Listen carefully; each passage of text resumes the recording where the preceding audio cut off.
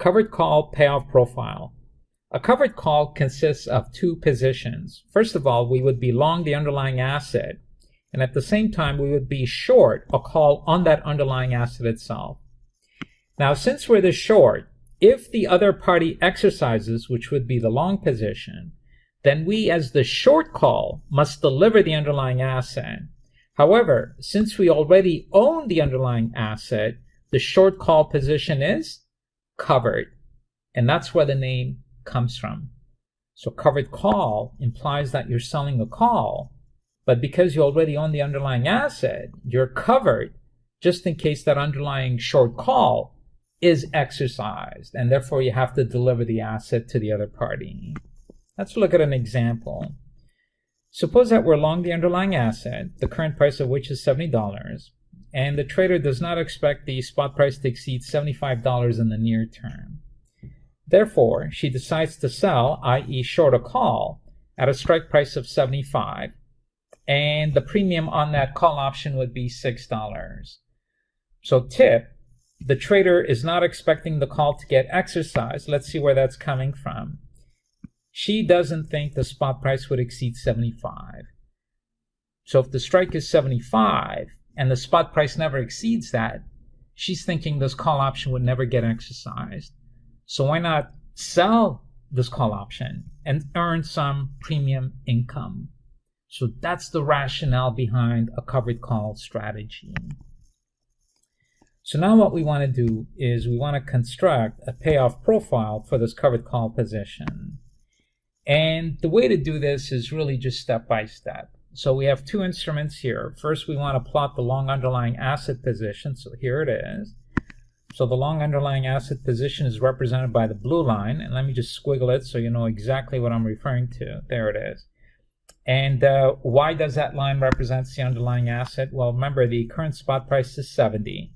So if the spot price goes to 0 and you paid 70 for it, you would lose 70. So see how I'm identifying those intercept points? And at the same time, if the spot price increases, then you could see that my payoff would increase as well. So if you buy an asset and its spot price increases, you're making money. So that's your long underlying asset position. So the second step is to plot the short call position. So from previous modules, we've seen that a short call looks as follows right there, and the strike price for the call is 75. So you can see if the spot price exceeds 75, then the long call would gain, but since we're the short position, we would lose. So I just want to show you where those lines are coming from. So that represents the short call position. So the third step is to combine these two positions, but without taking into consideration the premium. So here's how I would go about doing this. We have two positions in this profile. We have the long underlying asset and we have the short call. Let's start from the side of the graph that only has one position. So if you look at any price less than 75, the only position that's active is the long underlying asset. So what I'm going to do is I just squiggled that. So this squiggle represents the combination of both the long underlying asset and the short call. But then when price exceeds 75, a dollar gain on the underlying asset is offset by a dollar loss on the short call position. So what happens is they offset each other, and therefore the payoff profile becomes constant at that point in time. So let me just squiggle the combination line that I'm referring to. It's line number 3, and it starts from here, and then it flatlines over there. So that's the combo line without the premium. So the last step is to include the premium in this framework. So there it is, step 4, find the combo net, which includes the premium. Now when it comes to the premium, we have to ask ourselves, did we pay this premium or did we receive this premium? Well, if we sold the call option, that means we received the premium. So what happens is this entire line 3 bumps up because we're receiving the premium. It bumps up by how much? the amount of the premium itself, which is $6. So that's exactly what I'm doing with line number 4 here. I take the gross and I bump it up. So I take all these intercept points and I increased it by 6. So I get minus 64 over here and over here. So here's what we have to remember. The distance between the solid red line and the dashed red line is represented by the amount of the premium. So whether you're looking at it this way or that way, the gap at any point in time between the solid red and the dashed red is the premium.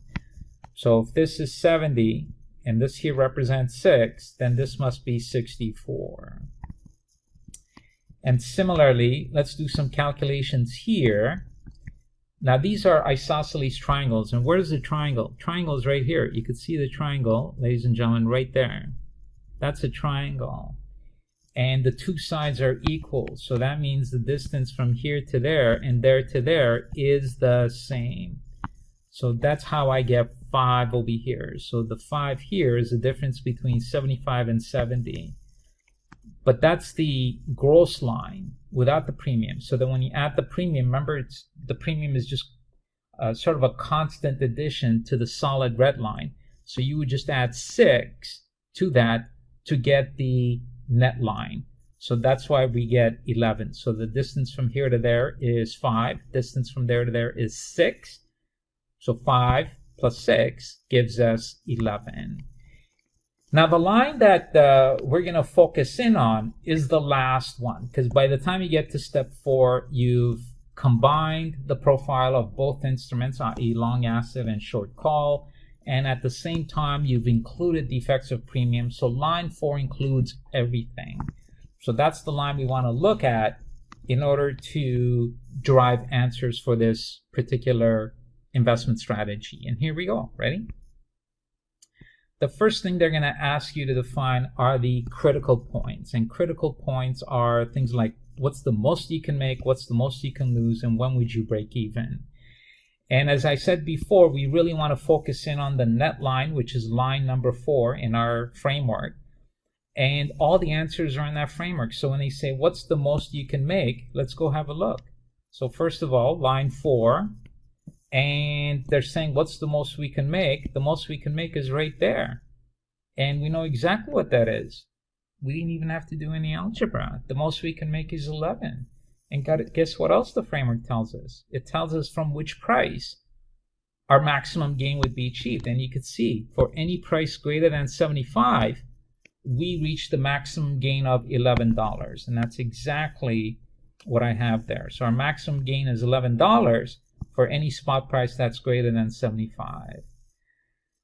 And now we're going to have some fun, because I really want to ridicule the formulaic approach that's used in the curriculum and to preach the dangers of trying to memorize things. Notice we have the answer already, and now I'm going to work the opposite way in order to show you the model or the equation that goes along with this. So how did we get 11? So it's right here. We got 11 by doing 5 plus 6. Well, how did you get 5? It's 75 minus 70. Well, who's 75? 75 is the strike.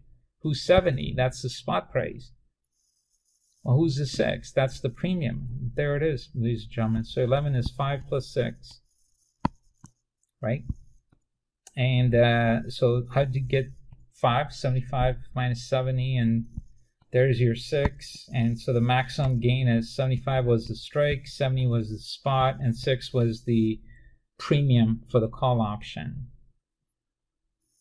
So again, what I really want to point out is how important it is to use a ground up approach, which is what we did here. Remember, step 1, step 2, step 3, step 4. It is a much better way to get our answer than having to memorize something like that. What's your maximum loss? Again, we can go to our framework, and the answer is right there. The answer is right there, maximum loss. Maximum loss is saying what's the most negative you can make. And again, the trick is to look at the net line, which is line number 4. And there it is, it's right there. The lowest negative value that line 4 reaches is minus 64. And when does that happen? That happens when the spot price is equal to 0. So there it is. The lowest value, 64, when the spot price is 0. Now, how did you get minus 64? Well, it's right here. You know, how did I get minus? Well, I started from minus 70 and I added 6. Who are these variables? Let's have a look. Minus 70 plus 6. So that's minus the spot price plus the call value. And I guess the logic here is you bought the asset, so it cost you that much, but then you sold the call and you received that premium. So that combined amount you paid is the most you can lose. Now, what's the break-even price? Now, break-even price is where your net payoff is equal to 0. So let's go have a look at our visual framework. Again, you want to focus in on line number 4, ladies and gentlemen, line number 4, because it includes everything. So when do we break even? When the spot price is 64. So when it's $64, our net profit is equal to 0. And there it is, 64. And how'd you get 64? It's just 70 minus 6. Who are these guys? 70 is the spot price, and the 6 is the call premium. All right? So again, try not to memorize these formulas, because I just demonstrated how we can actually get the answer without using the formulas. So why did I show this to you? Well, what if on the exam they ask you conceptual questions? So they'll say maximum gain is, you know, combination of this, this, and that, right? And you'll know how to build that up. Some notes. Now, the profit at expiry for any strategy, ladies and gentlemen, not just options, any strategy, profit can be calculated by looking at the difference between what we started with and what we ended up with. It's that straightforward. Let me give you a simple example. Suppose we start with a $100 investment, and at the end of the year, the investment is worth $120. Now, whether that investment is options, real estate, stocks, bonds, artwork, jewelry, whatever, the same framework applies. If I ask you, what profit did you make? The answer would be 20. And again, it's this emphasis on fundamentals. So all we got to do to calculate profit is find out what our initial cost was and what our terminal value was. Now, keep in mind that when you see a positive algebraic sign, it means we have a long exposure. And the logic there is, if you're long something, you own it, and therefore you have positive exposure to it, meaning that if the long position increases, you gain. On the other hand, if you're short something, it's like a liability, so you have a negative exposure. So if your short position increases in value, that's like saying your liabilities are getting bigger, and therefore your net worth will decrease. And that's where the negative exposure comes in from. So what we want to do here is have a relationship between algebraic signs and long-short positions. So here we go. Ready? Now remember what we're trying to do here. We're trying to find out what these two values are, what we started with, what we ended up with. So the covered call position was long asset and short call. So what was it worth today? Well, the long asset was worth 70. The short, so see how this plays out? So long is positive, short is negative, and the call value is 6. So therefore the value today for this covered call position was 64, which means that's how much it cost us to set this position up today. So the only thing we have to do, and by the way, now this is given. In other words, that's not going to change. So for example, if you paid $64 for this at inception, you can't go back in time and change it. So it's always, the V0 is always going to be 64 now. The only variable is, the only question is, what is this thing going to be worth on the expiry date? Well, it's the same framework, ladies and gentlemen. We have a long asset, which will be worth ST. And we have a short call, so the fact that it's short is going to be minus. Now, what will the call be worth on expiry date? It'll be worth its intrinsic value. It'll either be in the money or it'll be out of the money. So let's pick some random prices. and calculate what our profit is going to be. What if the spot price on the expiry date is $79? All right. Now look, ladies and gentlemen, we already have V0. We don't need to calculate V0 every time. It's 64. That's how much we paid for it. We know how much we paid for it. So we're trying to find out what VT is. So here's the framework for VT. So if it's 79, so there's the framework repeated. Here's my asset. Now what will be the intrinsic value of my call option? So 79 minus 75, or 0. So it's always the higher value, right? So this is going to be, when it expires, it will be in the money. But we're a short position, so it's the other guy that's making money. We're the ones who have to pay him $4. So therefore, the value of our position on the expiry date will be worth 75. So then step 2, what's your profit? It's just the difference between ending and beginning. We ended up with 75. Initially, we had put 64, so we make $11 profit. But notice how this matches our visual framework above.